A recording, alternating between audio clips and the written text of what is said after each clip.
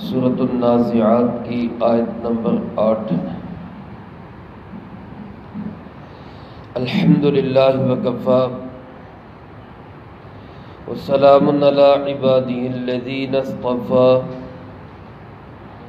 خصوصا علی سید الرسل وخاتم الانبیاء وعلی آلہ واصحابہ الاتقیاء۔ اما بعد فاعوذ باللہ من الشیطان الرجیم، بسم اللہ الرحمن الرحیم۔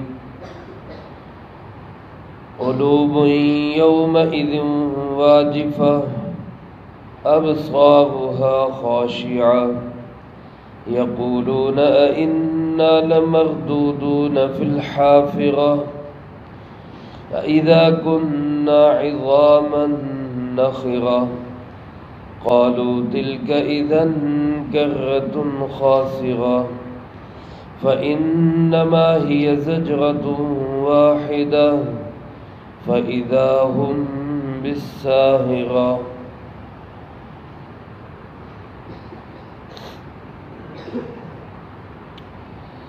سورۃ مبارکہ کا مرکزی موضوع اور مضمون بھی قیامت کا آنا ہے۔ اللہ رب العالمین کا بے شمار شکر ہے کہ اس نے ہمیں ان لوگوں میں شامل فرمایا جو قیامت پہ یقین رکھتے ہیں۔ آج بھی بہت بڑی انسانیت ہے جن کا قیامت پہ کوئی یقین نہیں۔ رسول اللہ صلی اللہ علیہ وسلم کے زمانہ میں بھی ایسے لوگ تھے جو قیامت پہ، مرنے کے بعد کی زندگی پہ، آنے والے تمام حالات پہ بالکل کوئی یقین نہیں رکھتے تھے۔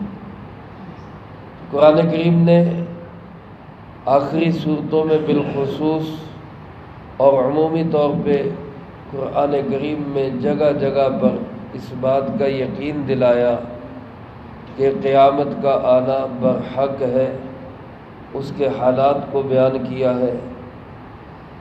اس صورت مبارکہ میں بھی اللہ پاک نے اسی بات کو ذکر کیا۔ اس سے پہلی آیات میں قسمیں اٹھا کر یہ بات بتائی گئی کہ ایک دن آئے گا، زمین کانپے گی، قیامت برپا ہوگی، حالات اس جہان کے وہ تباہی کی طرف جائیں گے۔ پھر پہلا نفخہ ہوگا جب ساری کائنات تباہ ہو جائے گی، اور پھر اس کے بعد دوسرا نفخہ ہوگا کہ جو اس کے بعد آئے گا۔ روایات سے معلوم ہوتا ہے کہ پہلے اور دوسرے نفخے کے درمیان 40 کا وقفہ ہوگا۔ وہ 40 دن ہیں، 40 مہینے ہیں، 40 سال ہیں، اللہ بہتر جانتا ہے۔ لیکن جب نفخہ ثانیہ ہوگا، یعنی دوسری دفعہ سور میں پھونک ماری جائے گی، اس وقت حالات کیا ہوں گے؟ ان آیات مبارکہ میں اللہ پاک نے ان کا تھوڑا سا نقشہ، ہلکی سی جھلک اس کی بتائی۔ اللہ پاک ارشاد فرماتے قلوب یومئذ واجفہ، اس دن دل بڑی تیزی سے دھڑک رہے ہوں۔ نفخہ ثانیہ کے بعد جب لوگ اٹھیں گے تو گھبراہٹ کے مارے، خوف کے مارے دلوں کی دھڑکن تیز ہو چکی ہوگی، جیسے انسان کسی ایسی گھبراہٹ کے موقع پر، پریشانی کے عالم میں، خوف کے عالم میں اس کے دل کی دھڑکن تیز ہو جاتی۔ فرمایا کہ اس دن قلوب واجفہ، بڑی تیزی سے دھڑک رہے ہوں گے، اور آنکھوں کی حالت کیا ہوگی؟ فرمایا ابصارها خاشعہ، آنکھیں جھکی ہوئی ہوں گی، شرم کے مارے، خوف کے مارے، ڈر کے مارے انسان کی آنکھیں جھک جائیں گی۔ یہاں دنیا کے اندر تو دھڑلے سے قیامت کا انکار کرتے ہیں، اور پھر اسی انکار کی وجہ سے عملاً اللہ کی نافرمانیاں کرتے ہیں، حکم عدولیاں کرتے ہیں۔ اس دن پھر جب اپنے جرائم سامنے ہوں گے اور قیامت کا دن بھی سامنے آئے گا، تو مارے شرم کے، مارے ڈر اور خوف کے آنکھیں جھکی ہوگی۔ اور اللہ پاک فرماتے کہ ان کی زبانوں پہ کیا ہوگا؟ یہ لوگ کہیں گے اِنَّا لَمَرْدُودُونَ فِي الْحَافِرَةِ، یہ لوگ اپنی زبان سے کہیں گے کہ کیا ہمیں دوبارہ الٹے پاؤں لوٹا دیا جائے گا۔ یہ تعجب کیا کرتے تھے کافر لوگ، کیا ہمیں دوبارہ زندہ کیا جائے گا؟ یہ کیسی باتیں کرتے ہیں کہ جناب مرنے کے بعد پھر زندگی ہے؟ کیا ہمیں انہی قدموں پہ دوبارہ زندہ کیا جائے گا؟ تو استعجاب کے ساتھ، تعجب کے ساتھ، گویا حیرت کا اظہار کرتے ہوئے اس بات پر حیرانگی کا اظہار کرتے ہوئے کہ جناب کیسے اٹھایا جائے گا، اور پھر اس کی تصویر یوں کھینچتے کہ اَإِذَا كُنَّا عِظَامًا نَخِرَةً، کیا جب ہم ہو جائیں گی ہڈیاں کھوکھلی، ہماری ہڈیاں تک جو ہے وہ گل سڑ جائیں گی، اور ہڈیاں اس طرح بن جائیں گی کہ ذرا سی ان کو چٹکی بھرو تو وہ بکھر جائے، کیا ایسی حالت میں ہمیں دوبارہ الٹے قدموں پھر اٹھایا جائے گا؟ بعض اوقات کافر اور مشرک کسی قبرستان سے بوسیدہ سی ہڈی اٹھا کے لاتے، رسول اللہ صلی اللہ علیہ وسلم کے سامنے لا کر اس کو مسل کر پھونک مار کے اڑاتے، اور استہزاء کرتے ہوئے، مذاق کرتے ہوئے آپ سے پوچھا کرتے من یحیی العظام وہی رمیم، ان ہڈیوں کو کون زندہ کرے گا جب یہ پاؤڈر بن چکی ہوں گی؟ کون ان کو زندہ کرے گا؟ اللہ پاک نے اس کے جواب میں فرمایا، پاک پیغمبر صلی اللہ علیہ وسلم آپ فرما دیجئے یحییھا الذی انشأھا اول مرہ، ان کو وہی زندہ کرے گا جس نے ان کو پہلی دفعہ پیدا کیا۔ جو پہلی دفعہ بنا سکتا ہے وہ دوبارہ مار کے پھر دوبارہ بھی زندہ کر سکتا ہے۔ اسی بات کو حیرانگی کے ساتھ کافر وہاں کہیں گے کہ جناب کیا ہمیں دوبارہ زندہ کیا جائے گا؟ ہماری ہڈیاں تک کھوکھلی ہو جائیں گی پھر ہمیں زندہ کیا جائے گا؟ اور پھر کہتے مذاق اڑاتے ہوئے قالوا تلک اذن کرۃ خاسرہ، اگر ایسا ہوگا تو پھر تو یہ بڑی گھاٹے کی جو ہے وہ باری ہوگی۔ کرہ کہتے ہیں باری کو، اگر دوبارہ ہمیں اٹھایا جائے گا پھر ہماری باری آئے گی، پھر ہم زندہ کیے جائیں گے، تو یہ زندہ کیا جانا تو خاسرہ، بڑے نقصان کی چیز ہوگی، بڑے گھاٹے کی چیز ہوگی، کیونکہ ظاہر ہے جب آخرت پہ یقین ہی نہیں تو حالات بگاڑ لیے اپنے، عقیدہ بگڑ گیا، عمل بگڑ گیا، معاملات بگڑ گئے، اخلاقیات بگڑ گئے، معاشرت بگڑ گئی، ہر چیز میں جب بگاڑ آ گیا اور ایسی صورتحال میں دوبارہ اٹھائے جائیں گے تو پھر تو بڑا گھاٹے کا سودا ہوگا۔ مذاق اڑاتے ہوئے پھر تو ہمارے پاس تو تیاری نہیں ہے، ہم نے تو کیا ہی کچھ نہیں، پھر یہ ہمارا تو بڑا نقصان ہو جائے گا۔ تو میرے عزیز دوستو، یہاں سوچنے کی بات ہے، عملی طور پر آج ہم لوگ بھی عملی طور پر، زبانی نہیں، اپنی زبان سے تو ہم کہتے ہیں قیامت ہے، اللہ کے پاس جانا ہے، ہم نے مرنا ہے پھر اٹھنا ہے، زبانی تو اس کا ہم اقرار کرتے ہیں، دل سے بھی مانتے ہیں، اس لیے مومن بھی کہلاتے ہیں۔ اگر کوئی شخص نہ مانے تو وہ تو مومن ہی نہ کہلائے، لیکن عمل ہماری کیا ہے؟ عملی زندگی ہماری ایسی ہے جیسے ہمیں کوئی پوچھنے والا نہیں۔ آج ہمارے سارے ملک کا بیڑا غرق کیوں ہوا ہے؟ ہمارے ملک کا ستیہ ناش کس لیے ہوا ہے؟ افسران نے کیا، سیاستدانوں نے کیا، کسی نے بھی کیا، تو کس لیے کیا کہ ہمیں کون پوچھنے والا ہے؟ آج ایک دکاندار اگر گاہک کے ساتھ ڈنڈی مارتا ہے تو وہ کس لیے مارتا ہے کہ مجھے کون دیکھنے والا ہے، مجھے کون پوچھنے والا ہے؟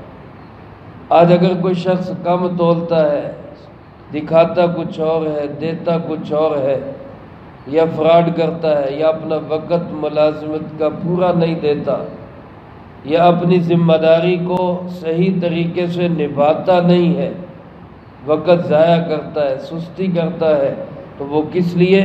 وہ سمجھتا ہے مجھے کون پوچھنے والا ہے، مجھے کون دیکھنے والا ہے۔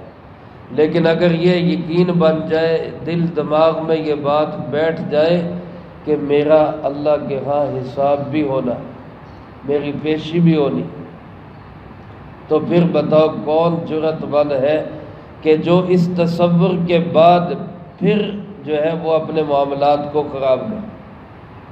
جن کے پیش نظر آخرت ہوتی ہے وہ پھر اپنے معاملات کو ایسا صاف ستھرا رکھتے ہیں کہ ذرا سی بھی اس میں کوئی جھول نہیں آنے دیتے۔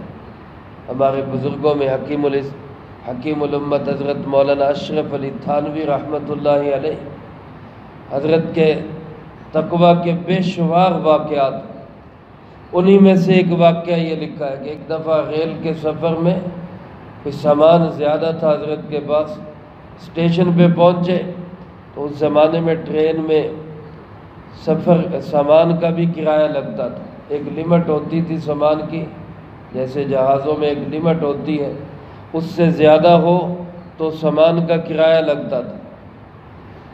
لیکن جب آپ اسٹیشن پہ پہنچے سامان زیادہ تھا، لیکن وہ جو کلیکٹر تھا وہ حضرت کا معتقد تھا، جاننے والا تھا، وہ کہنے لگا کہ حضرت آپ رہنے دیں، سامان کا کرایہ آپ نہ دیں، آپ ویسے ہی سامان گاڑی میں رکھیں، کوئی مسئلہ نہیں، میں نہیں چیک کرنا ہے، میں ساتھ ہوں۔ تو حضرت نے فرمایا بھائی آپ کہاں تک ساتھ جاؤ گے؟ کہنے لگا جی فلاں اسٹیشن تک۔ فرمایا پھر آگے کیا بنے گا؟ میں نے تو اس سے آگے جانا ہے۔ کہنے لگا جو اگلا کلیکٹر آئے گا میں اس کو کہہ دوں گا کہ بھئی ہمارے حضرت ہیں، ان کو نہیں پوچھنا۔ اس نے فرمایا وہ کہاں تک جائے گا؟ کہ جی وہ فلاں اسٹیشن تک۔ فرمایا میں نے تو پھر اس سے بھی آگے جانا ہے۔ تو اس نے کہا جی وہ جو اگلا آئے گا میں اس کو بھی کہوں گا کہ اس کو بھی کہہ دے کہ ہمارے حضرت ہیں، ان سے نہ پوچھیں۔ فرمایا وہ کہاں تک جائے گا؟ تو کہنے لگا جی وہ آپ کے اسٹیشن تک جائے گا، آپ کو کوئی نہیں پوچھے گا۔ فرمایا نہیں بھائی میں نے تو اس سے بھی آگے جانا ہے۔ کہا حضرت آپ نے اس سے آگے کہاں جانا ہے؟ فرمانے لگے میں نے اس سے آگے اللہ کے سامنے بھی پیش ہونا۔ یہ گاڑی جو ہے یہ تمہاری باپ کی نہیں ہے، یہ تو گورنمنٹ کی چیز ہے۔ جب اس نے کرایہ لگایا ہے تو تم کون ہوتے ہو معاف کرنے والے؟ آج ذرا ہم سوچیں اپنے آپ کو اس مقام پہ رکھ کے ہماری کیا صورتحال ہے۔ اس لیے گویا آخرت کا سبق ہم نے بھی بھلا دیا ہوا ہے، عملاً بھول گئے ہم، اگرچہ زبانی مانتے ہیں، یقین ہے قیامت آئے گی، لیکن عمل ہمارے ایسے ہیں کہ جیسے کوئی نہیں، کچھ نہیں ہوتا، جو ہوگا دیکھا جائے گا۔ تو اللہ پاک فرماتے ہیں یہ لوگ کہیں گے کہ اگر ہمیں اس طرح واپس لوٹایا گیا پھر تو ہمارا بڑا خسارہ، بڑا نقصان ہو جائے گا۔ لیکن اللہ پاک فرماتے تم جو مرضی کہو، مانو نہ مانو، تسلیم کرو، مذاق اڑاؤ، حیرانگی کا اظہار کرو، جو تمہارے دل میں آئے کرو، لیکن یاد رکھو فَإِنَّمَا هِيَ زَجْرَةٌ وَاحِدَةٌ، یہ ایک ہی جھڑک پڑے گی۔ زجرہ کہتے ڈانٹ کو، ڈپٹ کو، جھڑکنے کو، ایک ہی جھڑکی پڑے گی، ایک ہی جھٹکا لگے گا، ایک ہی اللہ رب العالمین کی طرف سے آرڈر آئے گا تو فَإِذَا هُمْ بِالسَّاهِرَةِ، اچانک سب کے سب لوگ ایک کھلے میدان میں ہوں گے۔ علماء نے لکھا ہے کہ ساحرہ اس میدان کو کہتے ہیں جس میں کوئی اونچ نیچ نہ ہو، لا فیہا عوجا ولا امتا، نہ اس میں کوئی ٹیلے نہ اس میں کوئی گہرائیاں، ایسے چٹیل میدان، سیدھی زمین ہو، اس کو کہا جاتا ہے ساحرہ۔ فرمایا کہ ایک ڈانٹ پڑے گی، ایک آواز لگے گی، ایک جھڑکی پڑے گی، سب کے سب ایک میدان میں جمع ہو، ایک جگہ پہ کھڑے ہو۔ بعض علماء نے ساحرہ سحر سے لیا ہے، بیدار ہونے سے، ایک آواز لگے گی سب کے سب بیدار ہو جائیں۔ اس وقت انسان سب سوئے ہوئے، آنکھیں بند ہیں، آنکھوں کے اوپر دنیا کی چمک لگی ہے، آخرت نظر نہیں آتی۔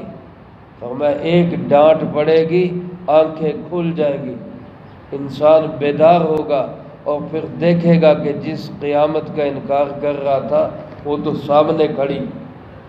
تو میرے عزیز دوستو، آج ہمارا فرض ہے، ہم مسلمانوں کا پہلے فرض ہے، جو یقین رکھنے والے، جو ماننے والے، جو اقرار کرنے والے، ہمارا فرض زیادہ بنتا ہے کہ ہم اپنی معاملات کو درست کریں، ہم اپنے اخلاقیات کو اچھا کریں، ہم اپنے عقائد کو پاکیزہ بنائیں، ہم اپنی کمائیوں کو پاکیزہ بنائیں، ہم اچھے اعمال کریں تاکہ دنیا کو پتہ چلے کہ یہ ہیں آخرت پہ یقین رکھنے والے، یہ ہیں وہ جو مرنے کے بعد کی زندگی کو تسلیم کرنے والے۔ تو جیسے ان کے معاملات ہیں ایسے ہم بھی اپنے معاملات بنائیں۔ لیکن اگر ہم لوگ ایسی بے فکری کی زندگی گزاریں گے، ہم اللہ کو ماننے والے، رسول اللہ صلی اللہ علیہ وسلم کو ماننے والے، قیامت پہ یقین رکھنے والے، ہم بے فکری کی زندگی گزاریں گے، حلال حرام کی تمیز نہیں کریں گے، تو پھر کافر تو ہمیں دیکھ دیکھ کے اور زیادہ اسلام سے دور جائیں۔ ایک وقت تو تھا ہماری تجارتوں کو دیکھ کر، ہمارے معاملات کو دیکھ کر، ہماری سچی گواہیوں کو دیکھ کر کافر مسلمان ہوتے تھے کہ یہ صحیح لوگ ہیں، اور ایک آج وقت ہے ہماری بے ایمانیوں کو، ہمارے فراڈ کو، اور ہماری جو ہے وہ حلال حرام کی تمیز نہ ہونے کو دیکھ دیکھ کر کافر اپنے کفر پہ اور پکے ہو رہے ہیں۔ اس لیے ہمیں اپنے اعمال پہ غور کرنے کی ضرورت ہے۔ ہم آخرت کو ماننے والے آخرت کی تیاری بھی کریں۔ اللہ مجھے آپ کو سب کو اس کی توفیق نصیب فرمائے، جو کہا سنا اس کو زندگی میں لا کے دوسروں تک پہنچانے کی توفیق عطا فرمائے۔ اللہم انت السلام ومنک السلام، تبارک ربنا وتعالیت یا ذا الجلال والاکرام۔ اللہم اعنا علی ذکرک وشکرک وحسن عبادتک۔ اللہم احسن عاقبتنا فی الامور کلها وأجرنا من خزي الدنيا وعذاب الآخرة۔ اللهم باقية كباقية الوليد، اللهم استر عوراتنا وآمن روعاتنا، اللهم إنا نجعلك في نحورهم ونعوذ بك من شرورهم، اللهم اكفنا بحلالك عن حرامك وأغننا بفضلك عمن سواك، اللهم اكفنا كل مهم من حيث شئت ومن أين شئت، رب اغفر وارحم وأنت خير الراحمين، رب ارحمهما كما ربياني صغيرا، ربنا تقبل منا إنك أنت السميع العليم وتب علينا إنك أنت التواب الرحيم، وصلى الله على النبي